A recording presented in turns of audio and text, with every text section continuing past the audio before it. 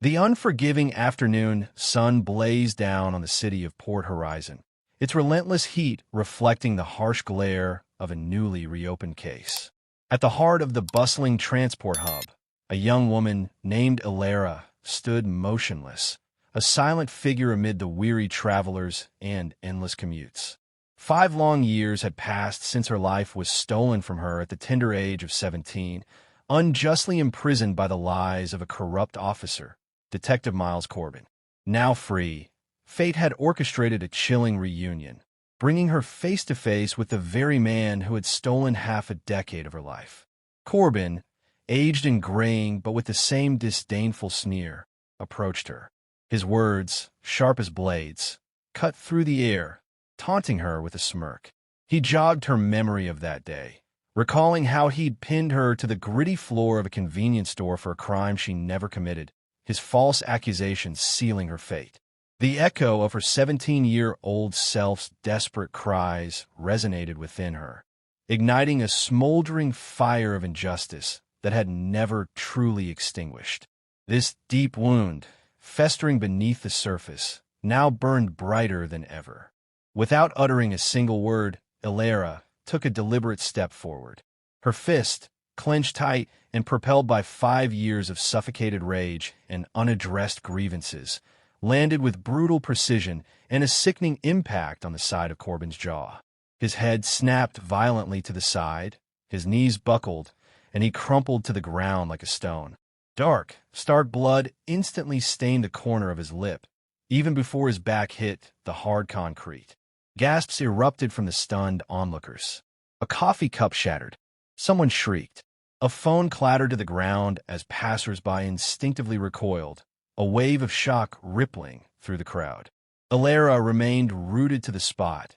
No flinching, no trembling, no hint of regret. She simply looked down at him, not with triumph, but with a profound, aching sadness, the kind that settles when you realize the one person who owes you an apology will never truly give it. As sirens wailed faintly in the distance, she whispered, almost to herself, "Now we're even." Passers-by began to stir, some whispering in her defense, others frantically recording the scene. The raw and explosive incident instantly went viral, a digital wildfire spreading across Port Horizon, capturing the attention of millions. Arrested and taken to the precinct, Ilara faced a fresh set of interrogators. But this was not the same terrified teenager from 5 years ago. She had spent her incarceration not just surviving, but meticulously preparing. She had devoured legal texts in the prison library, studying the intricacies of appeals and exoneration. She had documented every injustice, every lie, every buried complaint. She knew their tactics, their weaknesses, their bureaucratic labyrinth. "You're not here to charge me," she stated, her voice calm, resolute, and unwavering. "And you're not here to find out what really happened. My civil rights lawyers are already on their way." Just then, Marcus Thorne, a sharp, self-assured civil litigation attorney, entered the room. Dressed impeccably, he exuded an aura of quiet competence. He shook Ilara's hand firmly, a gesture she appreciated, and then swiftly shut down the interrogation. Outside the station, as the sun began to dip below the horizon, casting long shadows, Thorne looked at Ilara, his expression grave. "This is serious," he told her. "Serious enough to shake the department, but also serious enough to start something much, much bigger."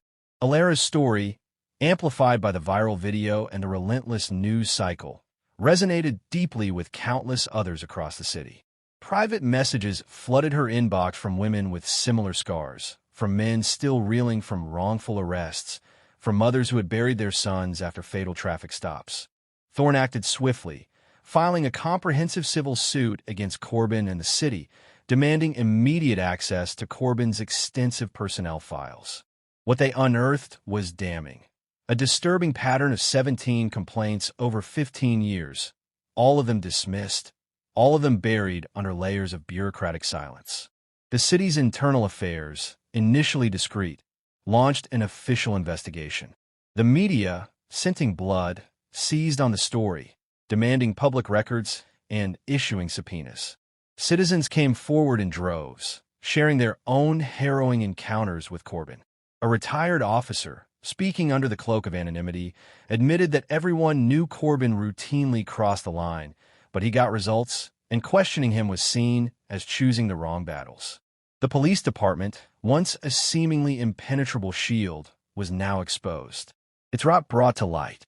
Corbin was swiftly placed on administrative leave, his career and reputation in ruins. Alara didn't seek simple revenge. She sought visibility. She wanted Corbin to face the same public scrutiny, the same unwavering glare of public judgment that she had endured. And he did. Students across the city launched online forums demanding accountability.